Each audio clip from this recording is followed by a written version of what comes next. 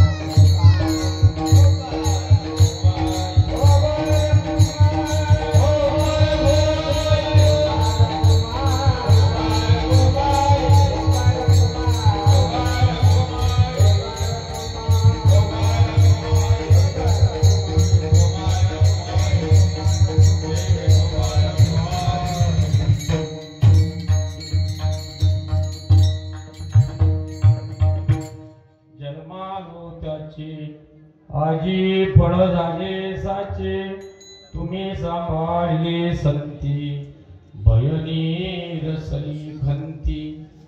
कृतकृत्य झालो इच्छा केली ते पारो तुम्ही सांभाळले संती भयनी रसली खंती याप्रमाणे